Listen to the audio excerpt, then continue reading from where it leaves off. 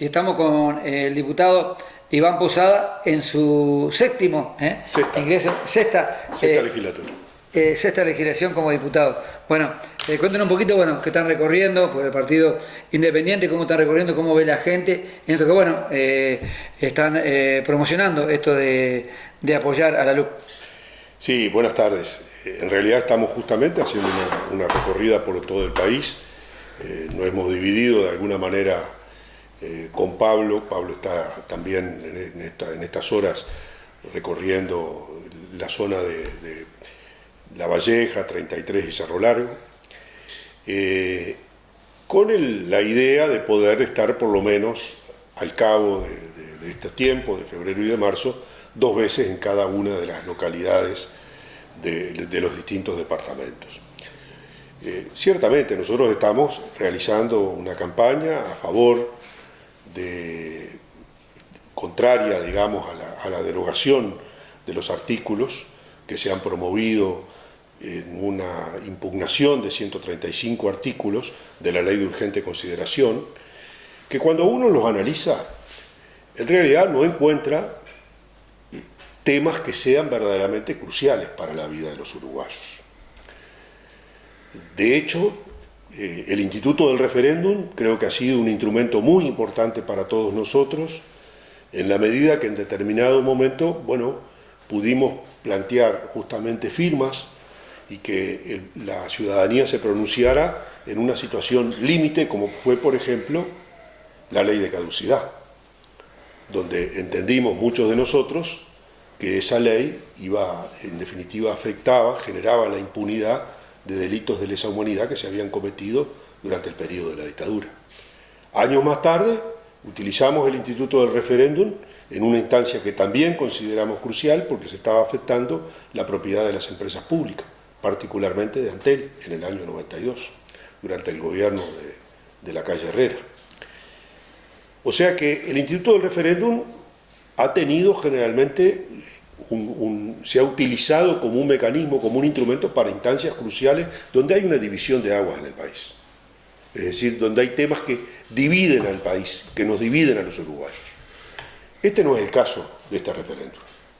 Este referéndum contiene 135 artículos de muy variada importancia, que fundamentalmente son diferencias que tenemos en el ámbito político, pero que en todo caso nadie puede sentirse sorprendido porque estaban anunciadas. Lo que se iba a hacer por parte de este gobierno de coalición estaba expresamente dicho en lo que era el documento del compromiso por el país. Allí se había establecido por parte de esta coalición de gobierno, que integramos 5 partidos, que era a lo que nos comprometíamos a hacer en apoyo a la candidatura de la calle Pou.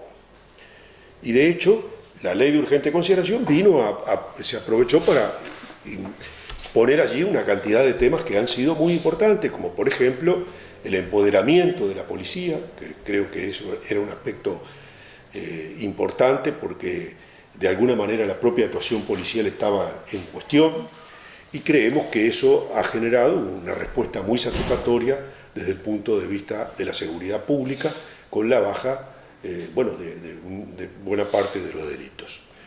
Pero al margen de eso, con la convicción que tenemos de que no hay temas cruciales, tratamos de identificar de alguna manera por qué se había promovido este referéndum. Y la verdad es que hay una declaración del sindicato de la Federación de ANCAP.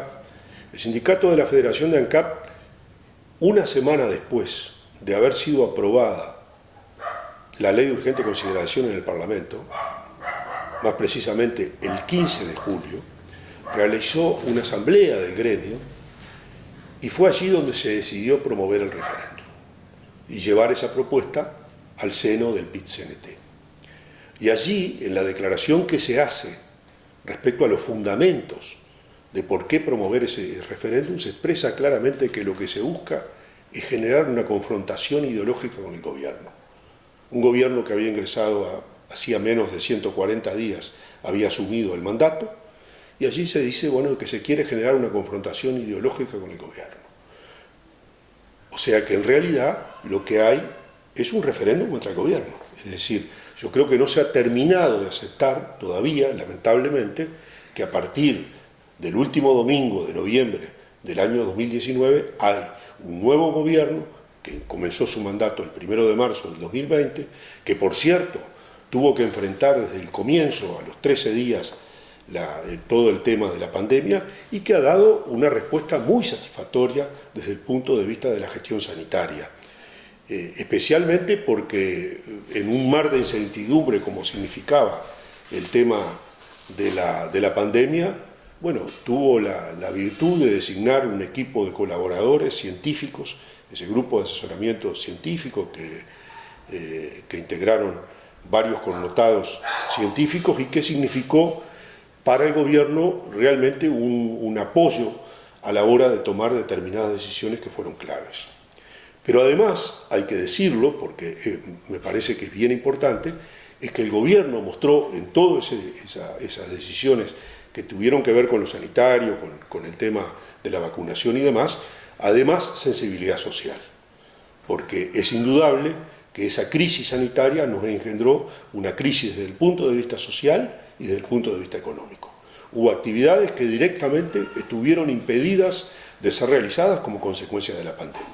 Y en consecuencia, de parte del gobierno, lo que hubo inmediatamente es un inmediato involucramiento. Primero, fortaleciendo el seguro de desempleo y estableciendo un seguro innovador, como era el caso del seguro parcial, para tratar de, en todo caso, mantener el vínculo de las personas con el trabajo, porque esto nos parece que era capital en una situación crítica como esa.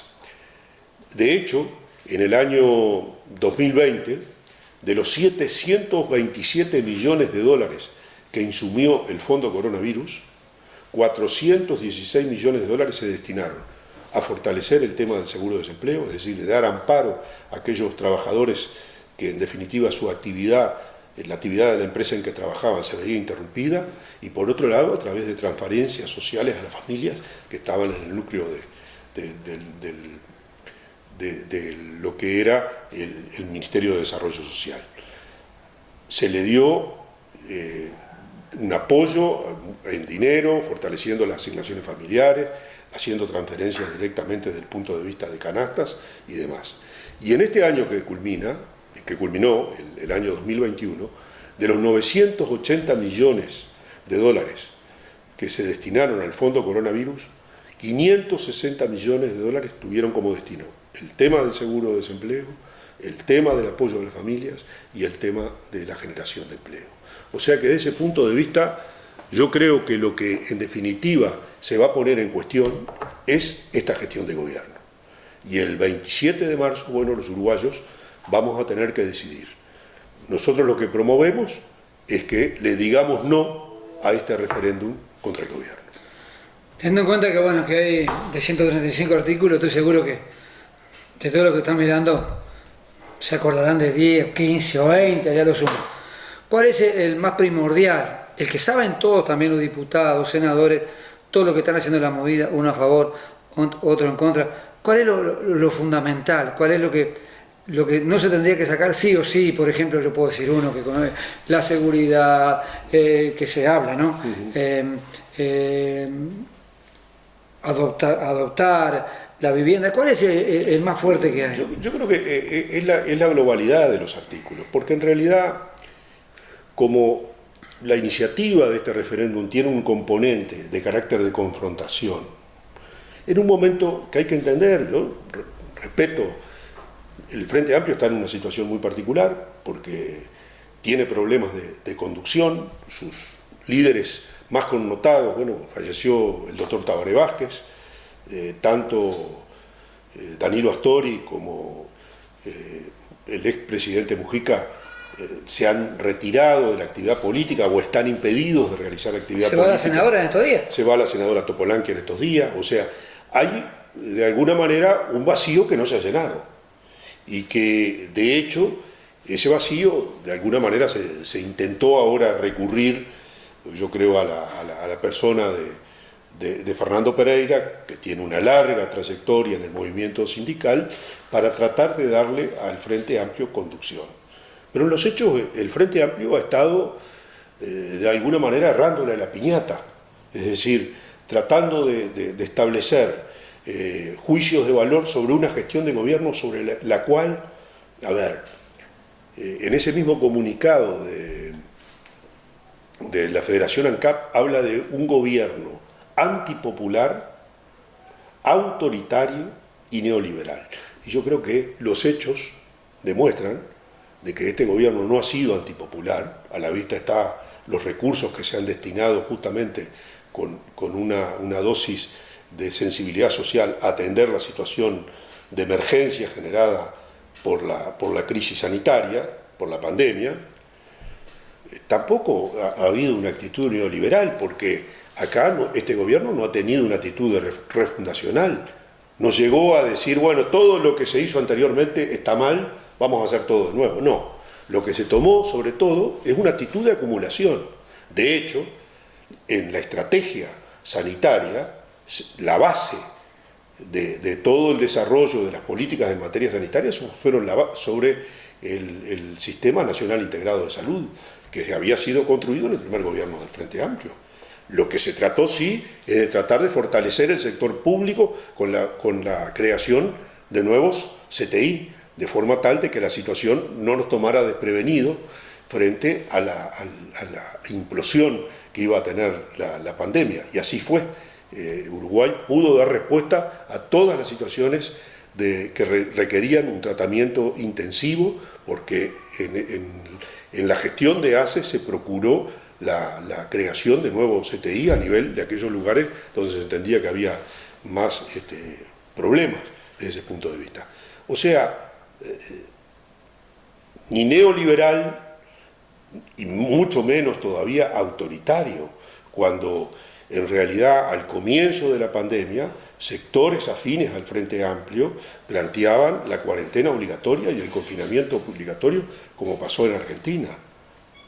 Uruguay, a través de la decisión del Poder Ejecutivo y particularmente del Presidente de la República, Lacalle Pou, apostó a la libertad responsable, y creo que los hechos le dieron la razón, porque en definitiva, a través de lo que fue la estrategia de la vacunación, fuimos saliendo de la primera ola, sin duda, y ahora también la vacunación es clave para salir de esta segunda ola, que por cierto, en estos últimos días empiezan a disminuir los casos, para felicidad de todos los uruguayos.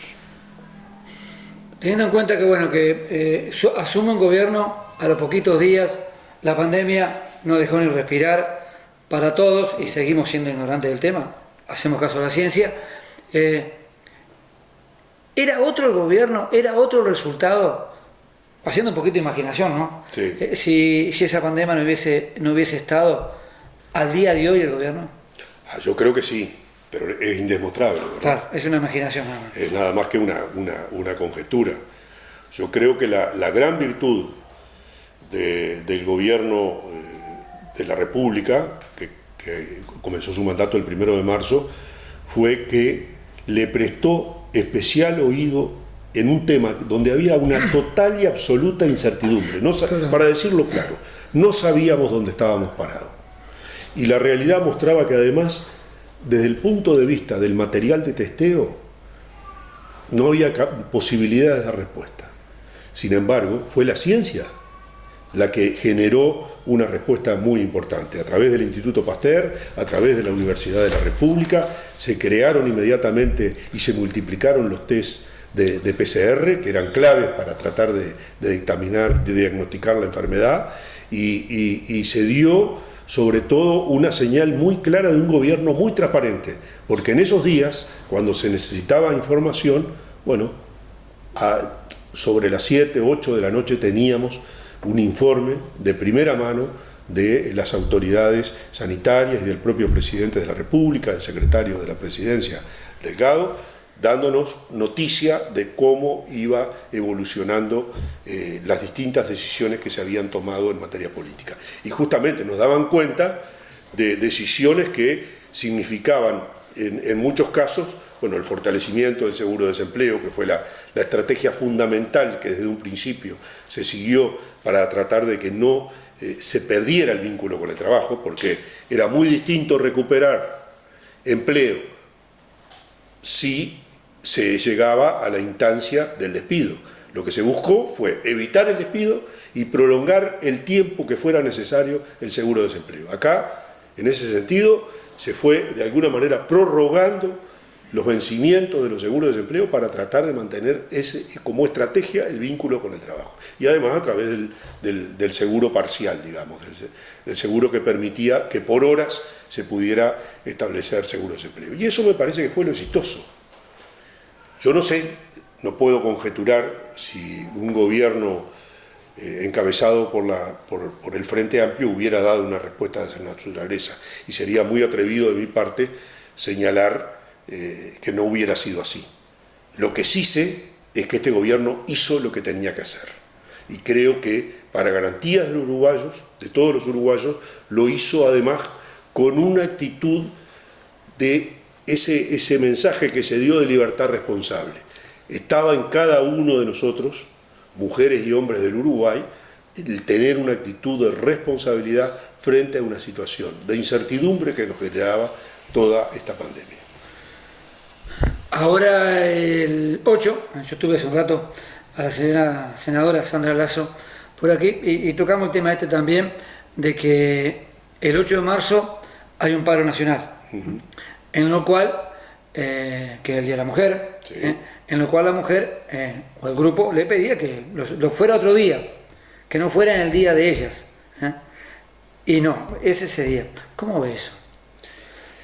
Bueno, yo creo que es una decisión desafortunada, porque en realidad yo creo que debemos preservar esas instancias que son de convocatoria internacional, porque al fin de cuentas el Día de la Mujer es un día particularmente señalado para poner de relevancia todos los problemas vinculados particularmente a una de los principales temas que creo que tenemos que tener arriba de la mesa, como es el tema de la violencia de género. Un aspecto que yo no sé, quizás siempre existió y estaba subordinado, pero en los hechos es que cada día más conocemos más casos donde existen violencia contra las mujeres, que por cierto muchas veces la presencia del Estado lamentablemente llega tarde para tratar de evitar situaciones que terminan en el homicidio o en el femicidio. O sea que desde ese punto de vista no me parece oportuno que se defina un paro que sea coincidente con esa fecha. Creo que si se hubiera hecho en otro día, me parece que hubiera sido indudablemente una mejor señal.